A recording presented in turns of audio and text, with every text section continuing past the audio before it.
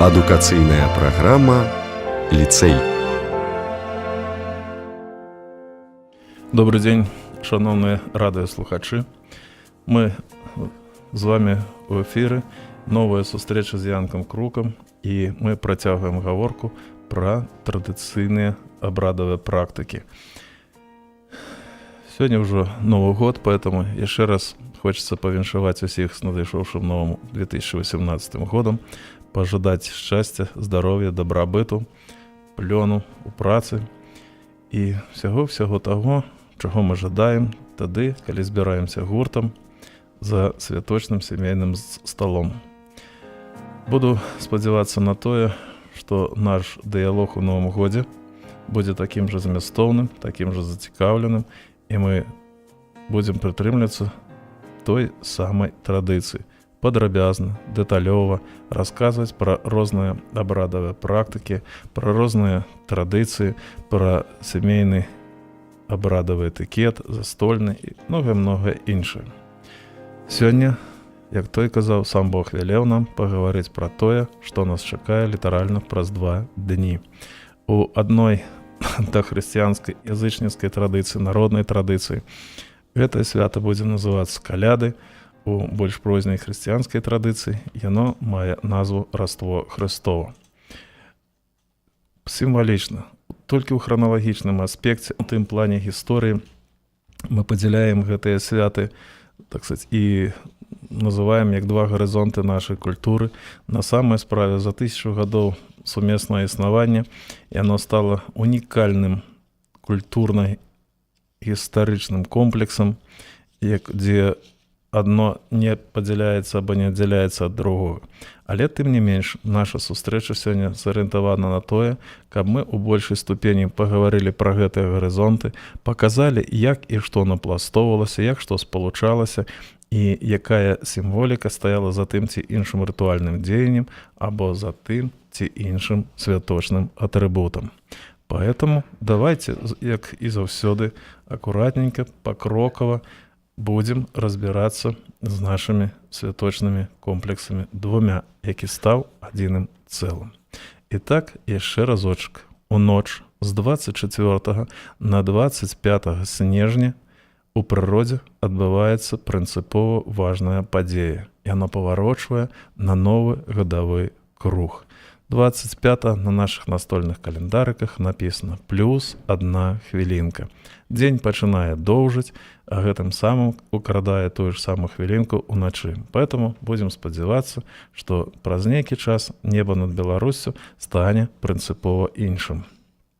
Нарэшце выгляне сонца і парадуе нашу душу. Итак, сонца павярнула на новы гадавы круг, і у гэты час з даўніх гістарычных часоў адзначалася свята сустрэчы Нового года, святу пачатку Нового года, свята нараджэння і перанараджэння сонца, якое атрымала назву каляды. Тое, што гістарычна складвалася, і як атрымалася так, што католікі адзначаюць гэты дзень па грыгарыянскім стылі ў ноч з 24 на 25, а праваслаўныя будуць азначаць у ноч 6 на 7. Мы про это уже трошки гаварылі. Калі трэба, можна літаральна адным штрышком нагадаць. Створаны ў 46 годзе да новай эры юліанскі календар, які быў практычна цалкам скалькіраваны з егіпецкага календара, не ўлічыў тую маленькую драбязу, якая характэрна, скажем, для экватарыяльнага пояса і для нас, тых, хто жыве ў паўночным паўшар'і. То есть суткі тут трошечки, што называецца, не такія літаральна там у нейкіх секундах, якія на экватары. І поэтому здарылася так, што за кожныя 127 гадоў набягалі новыя суткі. І вот урэшце рэшт сярэдневяковы папа рымскі Грыгорый XIII прымае рашэнне выкрэсліць тыя 10 дзён, якія набеглі к таму часу, і вярнуць усё на кругі свая. І так, з календара выкрэсліваецца 10 сутак, і тое, што было ўжо практычна там недзе, прыкладна, так сказать, 4 числом, яно становіцца 24. То есть все наближается до природной так сказать, прыроднага руху сонца. Каталіцкія краіны паступова, адна за адной, пачынаючы з 1583 года, прымаюць у якасці дзяржаўнага, у якасці царкоўнага, касцёльнага часу вот гэты грыгарыянскі стыль. Праваслаўная царква не захотела падпарадкавацца этой рэформе і засталася на старой традыцыі. І таму на сённяшні дзень, калі ўлічыць з 1583 года да пачатку 20-го стагоддзя прайшло яшчэ 3 перыяды па 127 гадоў, і поэтому сёння розніца паміж календарамі складае не больш не менш як 13 дзён. Вот это для таго, каб коротенькая гісторыя, для таго, каб вы зразумелі, што практычна мы сёння жывем у двух вымярэннях, але я хочу сказаць, што і адно вымярэнне, і другое па праваслаўнай традыцыі, яно мае права на існаванне і вызначае у астранамічным плане практычна адну і тую ж дату. Цяпер два слова трэба сказаць пра месца калядаў у структуры вот этого сегмента календара, для таго, каб было зразумела, што сабой уяўляе святочны стол, што чакае нас далей, і, так сказаць, зазірнуць літаральна на 2 тыдні наперад. Итак, у сённяшняй праваслаўнай традыцыі заканчивается 40-дзённы піліпаўскі пост. Вот я на схеме показываю яго пачатак, вот 28-11, да, Дзень святого Піліпа, і поэтому пост атрымаў назву піліпаўскі. 40-дзённы, самы строгі пост, які будзе доўжыцца аж до 6 числа, 6 студзеня. У сувязі з гэтым святочны стол будзе мець пэўную адметнасць. Вы разумееце, што гэта самы апошні дзень поста, самы строгі пост, і поэтому на стол не ставілі нічога скаромнага, толькі ўсё постнае. Цяпер давайте па парадку.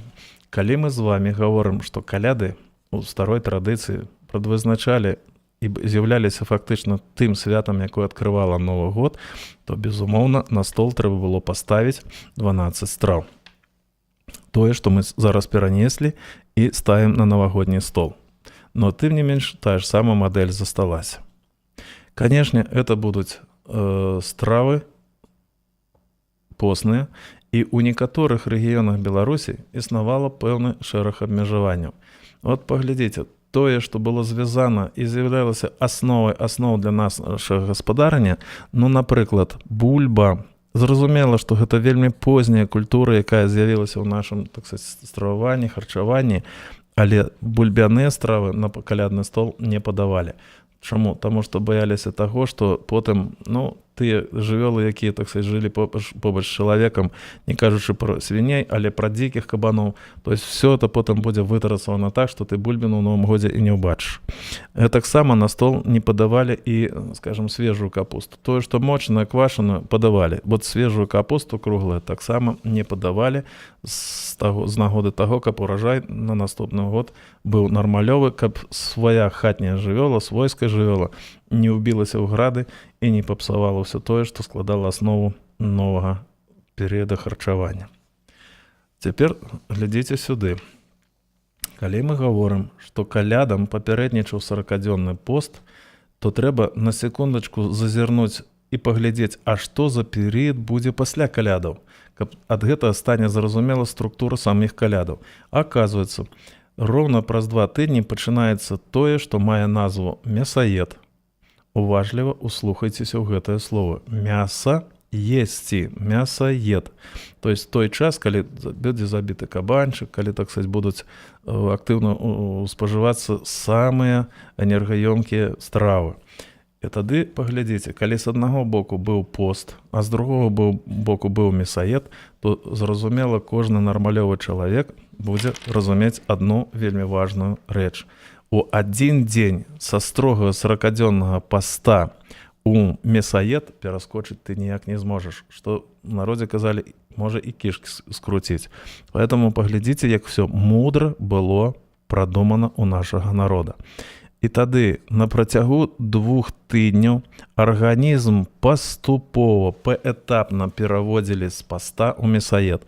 І ў сувязі з гэтым першая куцця, а куццёй называлі асноўную страву, мы пра это паговорым, і стол у цэлым, так сказать, і сама калядная вот эта вечарына атрымала такую сімвалічную назву першая куцця. І тады яна мела цэлы шэраг назваў: постная, бедная, вадзяная, ну і так далей. Все тое, што гаварыла пра характар сервіроўкі стола. А вот другая куцця будзе, мы праз тыдзень будзем пра гэта падрабязна гаварыць, яна будзе ўжо багатая, шчодрая. Бачыце, назва якая? Таму што яна супадала з новым, а у нас цяпер это са старым Новым годам, адсюль і багацце на стале, якое будзе мадэліраваць багацце на працягу ўсяго года. І нарэшце трэцяя куцця зноў будзе постная, вадзяная, і все. Вот гэты паступовы пераход і перавод арганізму з паста ў мясаед будзе закончаны. Ну а раз мясаед, то пачнуцца мясаедныя вяселлі. Што такое каляды, што такое першая куцця і як накрываўся і акладзіўся стол. Паварот сонца на новы гадавы цыкл – это вельмі важная падзея.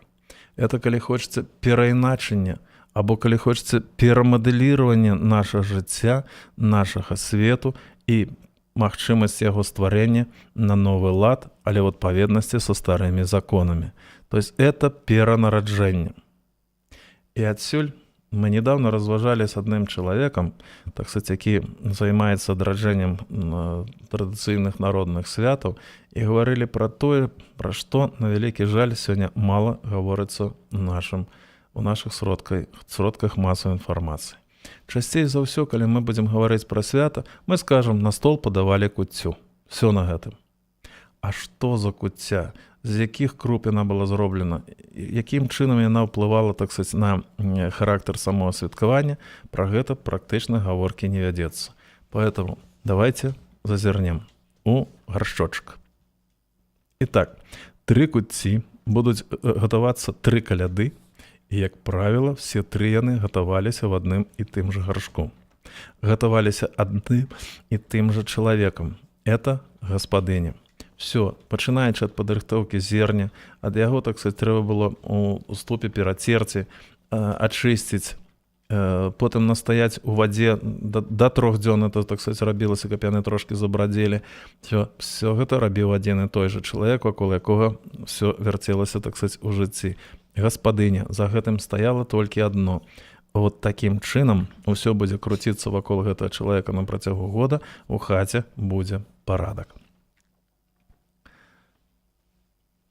Жанчына падрыхтавала, так сказать, крупы, а крупы гэта былі, як правіла, ячмень, тое, што гаварылі потым піва, хаця можна ў некаторых сродках інфармацыі убачыць і, скажем, там жыта ці пшаніцу, но часцей за ўсё гатавалі з ячменнай крупы. І вот тут нас чакае адна вельмі цікавая акалічнасць. Калі ўзяць і з пункту гледжання біяхіміі прааналізаваць структуру гэтага зерня і яго энергетычную ёмістасць, то мы ўбачым, што там існуе той вельмі важны кампанент, які называецца калагенам. А калаген, тое, што дзяўчаты, жанчыны сёння шырока выкарыстоўваюць у, так сказать, сваіх масках, так сказать, для таго, каб абмаладзіць або амаладзіць свой лік, свой твар. Услухайцеся гэта слово «амаладзіць». І сапраўды, вот менавіта гэты калаген дапамагае, так сказать, у гэтай працэдуры. І тады, бачыце, пачатак Новага года, пачатак маладога сонца, і ставілася страва, якая выконвала у сваім, так сказать, стрававым кодзе фактычна тую ж самую ролю. Але нам трэба звязаць у адзінае цэлае і рытуальную страву, і той касмічны феномен, што адбывалася з сонцам, і сказаць пра тое, што не маглі нашы гаспадыні, рыхтуючы калядную куццю, калядную кашу, не падкрэсліць, не акцэнтаваць увагу на тым, што адбывалася з сонцам. І тады паглядзіце на вельмі цікавую рытуальную рэч. На святочным стале, за якім будзе збірацца сям'я, ставілі куццю, кашу. Не ставілі на голы стол і нават на абрус. Ставілі рэшата. У гэта рэшата абавязкова клалі трошачкі сена, і вот туды, як у яслі, клалі гэтую кашу. А наверх у многіх мясцінах Беларусі выпякалі блін А у народзе вельмі часта праводзяць асацыяцыю паміж блінам і сонцам, і вот на эту кашу клалі абавязкова блін, як сімвал сонца, як сімвал перанароджанага, а па-новаму народжанага сонца. Все, бачыце, як шыкоўна ўсё, так сказать, вот скампанавалася, і на ўзроўні розных кодаў сімволіка гэтых всіх рытуальных атрыбутаў была скіравана толькі на адно – адраджэнне сонца ў прыродзе. Цяпер мне б хацелася абавязкова звярнуць увагу яшчэ на адну вельмі важную, но, калі хочаце, этыкетную, абрадава-этыкетную рэч. Я ўжо расказваў і хачу паўтарыць гэтую, кароткую гумарыну. Некалькі гадоў таму назад патэлефанаваў знаёмаму прафесару ў Варшаву і кажу: пан прафесар, ёсць некалькі вольных дзён, хацеў бы прыехаць у госці. На што мне пан прафесар сказаў: закончацца каляды, чакаю ў госці.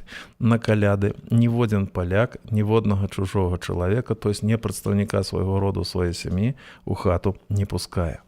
Я ведаў пра гэтую забарону, але захацелася яшчэ раз пераправерыць яе, паглядзець, ці актуальна гэтая забарона ў сённяшнім жыцці нават цывілізаванага паляка. Аказалася, актуальна.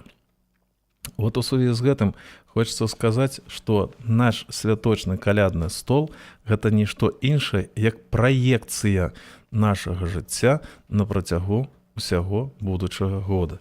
І поэтому ні адна дбайная гаспадыня нікога не дапускала і не запрашала у госці на именно вот гэты, так сказать, момант сачэльніка. Толькі свая сям'я. Но жыццё, яно шматаблічнае. І маглі стварыцца такія умовы або абставіны, калі нехта паехаў на доўгі час, так сказать, быў у далёкай, сённяшнім словам, камандзіроўцы, паездцы і не змог вярнуцца. На гэта глядзелі з вялікім незадавальненнем і маглі нават сказаць наступнае, што гэты чалавек можа быць фактычна страчаны для гэтай сям'і. Што маецца на ўвазе страчаны?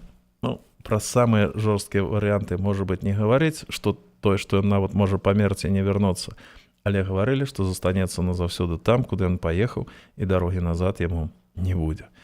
Поэтому, калі сёння сродкі масавай інфармацыі запрашаюць вас на калядаванне, там дзе-нибудь пакатацца в Швейцарыі ці в іншых еўрапейскіх гарадах на лыжах, калі ласка, ездзіце, катайцеся, але думайце пра тое, што кропка X пачатак калядаў вам пажадана быць дома. Яшчэ адзін нюанс. У рускай традыцыі этот момант вечарыны называецца сачэльнік. Нашы таксама часам, так сказать, беларускамоўныя сродкі выкарыстоўваюць это слово, но яно у нас все-таки бліжэй да куці, але каб зразумела было, што і адкуль узялося слово сачэльнік. Справа ў тым, што і на Беларусі існавала сочыва. Сочыва слово, то есть это 3 дні настоянное ячменное зерня, и оно ператваралася ў піва. И поэтому у нас эта традиция варення пива была широкая, але, как вы разумели, сачэльнік – это от сочыва, то есть от того настою, які, так сказать, стане одной з так само важных страв на нашем калядным столе. А цяпер трэба сказаць пра 2 нюансы, якія звязвалі наши старадаўнія каляды з больш познімі па паходжанню Раством Христовым. Давайте погортаем сторонки Библии. Там сказано, что Дева Мария народила Христа, ідучы ў дарозе, і не было іншага месца, як знайсці, так сказать, тую там невялікую, так сказать, хатачку, у якой іудзейскія пастухі ноччу утрымлівалі авечак. А зразумела, калі яны дзень пасліся, потым на ноч іх ставілі у гэты хляўчук, то там, безумоўна, было і нейкія такія месцы, куды клалі сена, і авечкі ноччу маглі таксама падсілкавацца. І гэтае сена і гэтае месца называлася яслі. Можа быць, праз шмат стагоддзяў і ў наш савецкі час, калі мы з вамі нарадзілі дзіцятка, яму становіцца 3 гадочкі, і мы адпраўляем яго ў нейкую дашкольную установу, то тое месца, дзе вот згуртоўваліся, да, вот нашы авечкі, дзе ляжала сено, все, і оно таксама атрымалі назву дзіцячыя яслі або дзіцячы садок. Бачыце, як все сімвалічна і все пераплецена паміж сабой. Так вот, Дзева Марыя нарадзіла Хрыста, і зразумела, немаўлятка паклалі ў гэтыя яслі, на гэтае сено. Поэтому на сённяшні дзень для каталіцкай традыцыі, калі святкуецца Раство, вот гэтыя яслі становіцца і само стварэнне, если і прыдырыхтаванне месца, куды пакладуць фігурку Хрыста, это адна з самых сакральных з'яў от абраду, самой абрадавай практыкі і імшы. У нас эта традыцыя ў вясковым, так сказать, у вясковым кантэксце, яна перайначылася і таксама атрымала свой водгук. Сена з тых ясляў, безумоўна, не з тых, так сказать, іудзейскіх, а ўжо са свайго хлявчука, але абавязкова выбіралі самае лепшае, так сказать, да? І нават часам гаспадары расказвалі, што вот, ну, невялічкі кавалачак, там частка яго адкладвалі і ведалі, што яно спатрэбіцца нам на каляды. І тады або гаспадар, або сын, то есть яго, той чалавек, які будзе наследаваць бацькоўскія традыцыі, ішлі ў хлеў, бралі невялічкі хапачак этого сена, прыносілі, і першым заслаць святочны абрус абавязкова тоненькім слоем раскладвалі па гэтым стале. І асобнае месца з асобным імпэтам рассцілалі тое, дзе будзе стаяць гаршок з кашай. І толькі пасля таго, як быў стол засланы гэтым сенам, да, пасля таго накрывалі стол абрусам, настольнікам, і толькі пасля гэтага можна было сесці за такі стол. І ёсць яшчэ адна акалічнасць, якая прыйшла з хрысціянскіх часоў і моцна паўплывала на пачатак нашага святочнага сталавання. Давайте зноў пагартаем Біблію, і мы з вамі зачэпімся або прыпынім увагу на наступнай акалічнасці. Аб тым, што нарадзіўся незвычайны чалавек, Бога-чалавек, аб гэтым нам, зямным людзям, абвясціла нябесная зорка, віфлеемская зорка, якая ўзышла над Віфлеемам, і тым, хто ведаў астраномію, тым, хто ведаў астралогію, то есть это люди были незвычайныя, посвечаныя в эту культуру, в эту традыцыю, іх называлі валхвамі. Так вот, гэтым валхвам стала зразумела незвычайнае ззянне зоркі над Віфлеемам сказала аб тым, што на зямлю прыйшоў Месія, прыйшоў уратавальнік, той, хто збавіць чалавецтва ад грахоў. І поэтому зорка указывала на место нараджэння, валхвы сабраліся і пайшлі да Хрыста са сваімі падарункамі. Ім трэба было пакланіцца таму цару, які прыйшоў на нашу зямлю, і які праз нейкі час стане царом нябесным. І ў сувязі з гэтым узыход віфлеемскай зоркі і стаў тым момантам, той стартавай пазіцыі, якая дазваляла людзям або падказвала людзям, што вот менавіта ў гэты час трэба садзіцца за стол. Поэтому, звычайна, у нашай ужо, так сказать, еўрапейскай традыцыі, тым ліку беларускай традыцыі, калі было яснае неба, то узыход першай зоркі, гэта магло быць 18 гадзін, магло быць трошки пазней, ну, прыкладна скажам, што гэта 18 гадзін вечара, і тады вот гэты момант узыходжання першай зоркі на небасхіле і лічыўся тым часам, калі можна распачынаць рытуальную трапезу. За столом сабралася сям'я, ніхто не садзіцца. Той старэйшы, які ўзначальвае гэты стол, паварочваецца да абразоў і на працягу некалькі хвілін чытае малітву, прысвечаную Тварцу, а таксама Багамацері. Кожны з тых, хто стаіць, то есть членаў сям'і, паўтарае ўслых гэтую малітву. І толькі пасля таго, як яна будзе завершана, людзі садзіліся за стол. Садзіліся у звычайным святочным парадку. На чале стала старэйшына сям'і, бацька, дзядуля. Затым з аднаго боку, это будзе часцей за ўсё, уздоўж сцяны садзілася мужчынская палова сям'і, тое, што бліжэй да сярэдзіны хаты, або па-іншаму бліжэй да печкі, да пячы, то есть тое месца, дзе з'яўлялася, калі хочаце, канцэнтраванай такой прасторай жыццядзейнасці жанчыны, то і бліжэй да пячы садзілася другая, то есть жаночая палавіна сям'і. А затым пачыналася незвычайная частка гэтай рытуальнай трапезы. Давайте узгадаем. Мы з вами, я праводжу гэтыя паралелі спецыяльна, каб вы бачылі, што яны ў нашым жыцці шырока прадстаўлены, мы проста не заўсёды звяртаем увагу на гэтыя акалічнасці. Не стала чалавека. Мы садзімся дома за памінальны стол.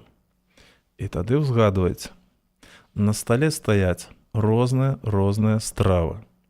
А побач з гэтым сталом асобна стаіць невялічкі столік, на якім ляжыць бохан хлеба, стаіць свечка, у нейкім посудзе з жытам гарыць. І можна распачаць рытуальную страву. Але нехта са старэйшых робіць заўвагу. Перш чым да нечага дакранемся мы жывыя, трэба абсалютна па невялічкай, што называецца, па кропельцы. Няхай это будзе кілбаса, няхай это будзе нешта іншае, каша, все это патрошачкі адкладалася ў талерку памёршаму. Зноў і зноў спрацоўваў прынцып першым сабе, тым, каго няма побач з намі. Вот гэты ж самы прынцып спрацоўваў і за калядным сталом. Поэтому першую лыжку куцці дзядуля або бацька, яшчэ раз той, хто сядзеў на чале стала, адкладваў на парог у адных мясцінах, у другіх мясцінах на падаконнік. Прынцыповай розніцы паміж парогам і падаконнікам у дадзеным выпадку няма. Чаму? Таму што ў прасторы хаты або ў структуры космоса хаты парог мелася на ўвазе нішто іншае, як зона сувязі паміж двума сусветамі, сусветам жывых, светам жывых і светам памёршых. Парогавая маргінальная зона, тое ж самае вакно наша, это нішто іншае, як вока у той свет, а той свет, это свет, так сказать, які, па-за межамі нашай гаспадаркі, той свет, ён шматпланавы, і там таксама прадстаўнікі, далёкія прадстаўнікі нашага роду. Поэтому першая лыжка куцці адкладвалася на парог або на падаконнік. У многіх выпадках першая лыжка куцці была нават дакладна адрасная. Тут уже не трэба было гадаць, варажыць, каму яна адрасавалася. Часцей за ўсё гаварылі марозу. Потому что не гэта, не сённяшняя наша зіма, а все-таки, калі яна была сур'ёзнай, то у гэты час стаяў 20-градусны мароз, і заўсёды трэба было вот эту ложку куцці аддаць сімвалічна Дзеду Марозу, які, з просьбай, каб ён не прывёў, што называецца, у недаразуменне нашы тыя азімыя культуры не памарозіў, якія мы засеялі ў зямлю позняй восенню. Поэтому зварот менавіта да прыроднай стыхіі, да сілы, каб яе, так сказать, нейкім чынам улагодзіць, і каб яна была больш літасцівая да нашага чалавека, да нашага сучасніка. Затым пачыналася святочная вячэра. У сувязі з тым, што і нараджэнне сонца, і нараджэнне Хрыста – это надзвычай важная падзея, поэтому таго, што ёсць сёння за сённяшнімі нашымі сталамі, што я маю на ўвазе, і часам паставіць караоке, калі ласка, пазней, так сказать, все пазней, а цяпер гэта той момант, калі добрую гадзіну павінна была быць святая храмавая цішыня у вашай хаце. Поэтому разважалі, гаварылі, расказвалі, успаміналі, узгадвалі незвычайныя гісторыі з мінуўшага года і так далей, але ніякага смеху, ніякіх там крыкаў і іншых нейкіх, так сказать, эмацыянальных усплескаў за сталом не было. Была строгая цішыня. Калі мы з вами от зараз я прагаварыў гэтае словы, і мне падалося, што вельмі важна нагадаць гэтую акалічнасць. Як здарылася так, вы бачыце, мы пастаянна трымаем перад сабой схему наша календара і не завяршылі яе далёка, таму што пакуль што ідуць святочныя такія святочны перыяд, і мы расказваем пра гэтыя святы. А калі гэта трошачкі завершыцца, я думаю, што мы знойдзем тую магчымасць напластаваць хрысціянскі, так сказаць, календар на наш народны, і тады ўсім стане ўсё зразумела, і будзеце бачыць, чаму адно прымеркавана да другога. Але тым не менш некалькі слоў. 325 год, Нікейскі сабор, і доўгі час, ён доўжыўся там каля 40 дзён, і доўгі час ішла гаворка пра тое, калі ж, то есть прайшло ўжо 3 стагоддзі пасля таго, як не стала Хрыста, і паўстала перад святарамі пытанне нармалізаваць, структурировать, упарадкаваць хрысціянскі царкоўны календар і все найважнейшыя падзеі, звязаныя з жыццём Хрыста і Багародзіцы, пакласці ў нейкія часавыя межы, пакласці ў нейкую лагічную паслядоўнасць. І поэтому Константин Вялікі дае заданне. Як той казаў, нікога не выпушчу ні з адной келіі, пакуль не дасце адказ на пытанне і вызначыце дакладную дату. Мы не былі сведкамі, што называецца, таго дыялогу, таго дыскурсу, тых абмеркаванняў. Мы на сённяшні дзень ведаем толькі вынік гэтых абмеркаванняў. І тады яшчэ разочак. У ноч з 24 на 25 у прыродзе прынцыпова важная падзея. Нараджаецца сонца, нараджаецца Ярыла, маладое сонца. І от новае сонца, у новым разуменні, ужо ў хрысціянскім разуменні, тое сонца, якое атрымала назву Ісус Христос, і яго дата нараджэння была прымеркавана менавіта да гэтай самай пары. І адсюль вельмі арганічна, вельмі лагічна, апраўдана было сумяшчэнне дзвюх традыцый, дахрысціянскай і хрысціянскай. Нараджэнне аднаго сонца і нараджэнне другого свяціла небеснага.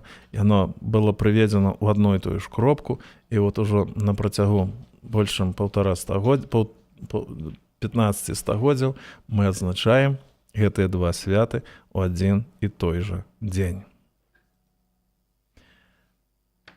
Што яшчэ вельмі важна, так сказаць, прысутнічала ў прасторы хаты і пра што хацелася б сказаць. Я думаю, што все тыя, хто нас слухае, ці то ў хаце, ці то ў краме, ці то ў музеі традыцыйнай культуры, бачылі адну вельмі незвычайную рэч, якая мае назву павук. З саломы новага ўраджаю выраблялі вельмі прыгожую, вельмі складаную па кампазіцыі рэч.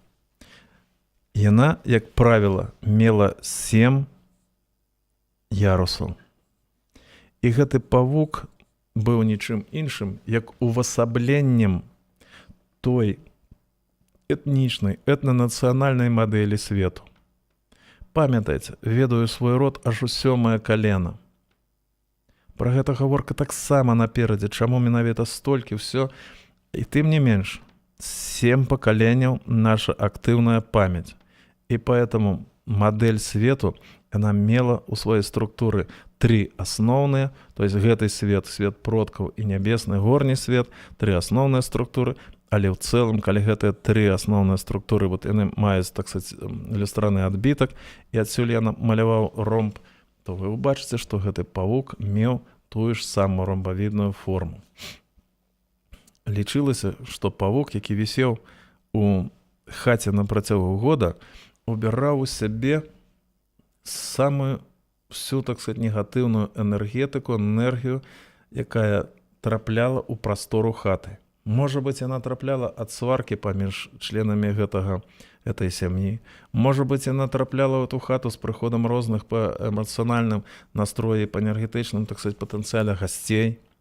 Все тое, што было са знакам мінус, негатыўна, яно завісала ў гэтым, калі хочаце, фільтры сямейнай прасторы, і таму перад калядамі у некаторых мясцінах Беларусі да сённяшняга часу робіцца двойчы нават на год, і перад калядамі, і яшчэ перад адным вельмі важным святам, якое структурна вельмі блізка да гэтага калядаў. Это перад Вялікаднем, перад Пасхай.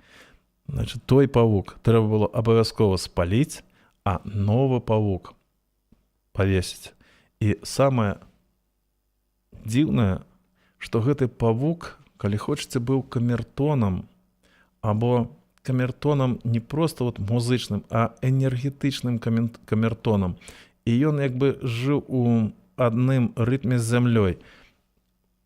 Памятаеце, калі мы стаім на зямлі і назіраем за тым свяцілам дзённым, якое, так сказать, вісіць над нашай галавой сонцам, то для нас ствараецца ўражанне, што сонца рухаецца ў правы бок у адносінах да землян. А на самай то справе сітуацыя зусім іншая. Аказваецца, наша зямля вакол сваёй восі рухаецца ў левы бок. Поэтому мы стоим на земле и не заўважаем тое, што земля под нашими ногами рухаецца, а у нас ствараецца аптычны эфект, быццам бы сонца рухаецца ў правы бок. Поэтому дзіўная рэч, калі вы уважліва на працягу, так сказать, даволі ладнага часу паназіраеце за павуком, то ён вот так вот паціхеньку рухаецца так, як рухаюцца магнітныя сілы зямлі ў левы бок. І ўцягвае на сябе, так сказать, усё тое, што звязана з нашым жыццём. Но цяпер хацелася б сказаць яшчэ пра такую незвычайную рэч. І у нас ёсць магчымасць звярнуцца да нашых радыёслухачоў своечасова, каб яны потым скарысталі гэты момант у сваім жыцці. Што называецца, хочаце верце, хочаце праверце. У кнізе «Залатыя правілы народнай культуры» мы напісалі пра тое, пра што абсалютна ў розных рэгіёнах і па ўсіх рэгіёнах Беларусі нам гаварылі людзі сталага веку, калі мы распытвалі ў іх пра святкаванне калядаў. У святочную ноч 6 на 7 з 2 гадзін ночы і да 5 гадзін раніцы сімвалічна адкрываюцца нябёсы. І ты можаш гаварыць з нябёсамі на прасткі, без нічой дапамогі, без пасрэднікаў, без медыятараў, на прасткі. Можаш звярнуцца абсалютна з рознай просьбай са спадзяваннем на тое, што яна будзе здзейснена. Поэтому, канешне, хацеў бы прасіць, не трэба да Бога, да нябёсаў звяртацца з просьбай купіць новы Мерседес. Або, так сказать, ёсць адна дача, хацелася ў сыну пабудаваць другую. Захочаце, прасіце, што называецца, калі ўжо так набалела. Трэба прасіць пра тое, што складае аснову нашага жыцця, пра наша здароўе, пра сямейнае шчасце, пра сямейны дабрабыт, пра тое, каб... і так далей, і так далей. Я не хачу, так сказать, ужо вызначаць вектары таго, з чым вы будзеце звяртацца да нябёсаў. Кожная сям'я мае свае праблемныя сітуацыі, пра гэта будзеце прасіць. Ёсць адзін нюанс, пра які нам не расказвалі ніколі, так сказать, людзі сталага веку, але гэта наша ноу-хау, калі хочаце, сямейнае. Давайте паназіраем за нашым жыццём на працягу года.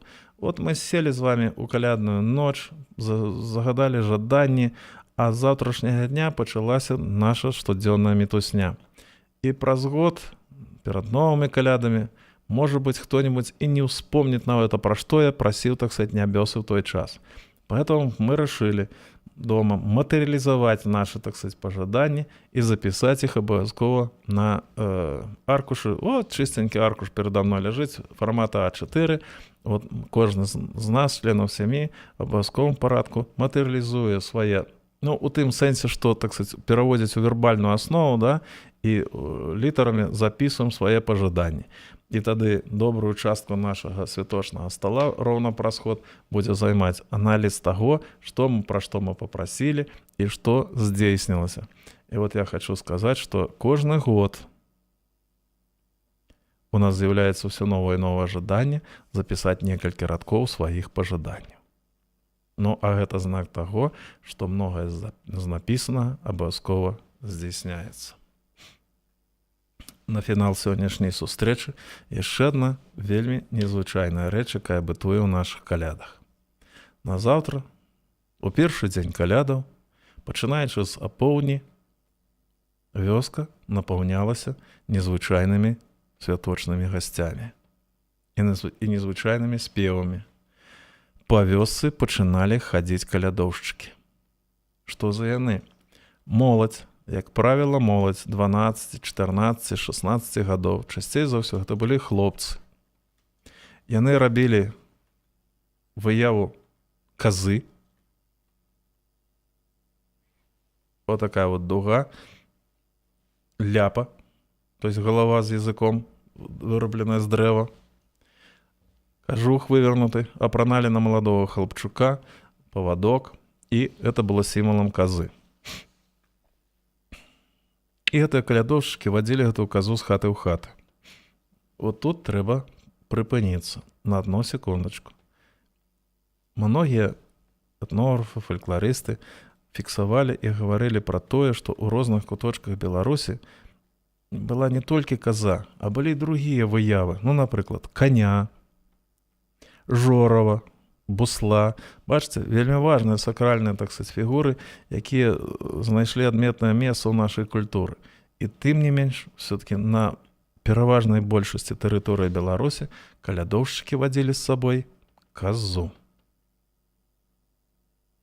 Давайте поразважаем, што і як тут узаемазвязана. Хочаш, круці, не круці, але нам трэба высока ўгару падняць галаву. І зноў звярнуцца да неба, да сонца. Той, хто хоць трошачкі разумее, што такое знакі задыяка, што кожны знак — это адзін з дамоў нябесных, так сказаць, Млечнага шляху. І тады, калі мы з вамі намалюем, так сказать, святочное коло, и все знаки, ну, то, что называется водолеем, овеном и так далее, стрелец, близняты, мы это все разместим с вами по кругу, то мы убачим, что той час, які супадае з святкаваннем калядаў, і калі вернуть назад у той час, то есть 2000 гадоў, калі нарадзіўся Христос, то сонце на той час знаходзілася у сузор'і авена. Овна, овечки, козы. А теперь еще разочек. Христос нарадзіўся там, дзе іўдеі старажытна утрымлівалі овну козу. І тады, пачынаючы з таго самого часу, і на працягу 2000 гадоў, той, хто прымае хрысціянскую веру, той называе сябе агнец, то есть ягнёнок Божий, агнец Божий. Вы бачыце, як усё мудра пераплецена паміж сабой. І тады паглядзіце, калядоўшчыкі хадзілі па вёсцы, ішлі ад хаты да хаты і неслі ў руках у той васьміканцовай зоркі, якая знаходзіцца на наших посцілках, вышыванках, на нашым арнаменце жаночага касцюма. А яно, эта васьміканцовая зорка, мацавалася да рэшата, вот яно круглае, так сказать, да? І тады паглядзіце, у сярэдзіну гэтага рэшата умацоўвалі, уставлялі ікону з выявай Хрыста.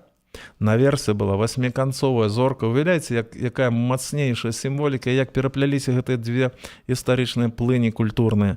І вот з аднаго боку ішла, так сказать, постаць хлопчыка, які нёс наперадзе ікону, і тут же перад ёй у рэшаце стаяла свечка, якая гарэла, закрыта была, зачынена шкельцам, таму што яна не магла нават ні ад някага ветру патухнуць.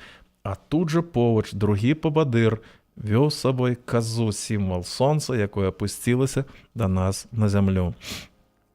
І вот гэта пачэсная кампанія хадзіла ад адной хаты да другой, віншавала з тым, што прыйшоў Новы год, і спявала песні, гімны. Я думаю, што ў наступны раз не хочу, каб это, так сказать, выглядало, ну, уже, так, что называется, ну, вот некими только фрагментами, это не пригоже.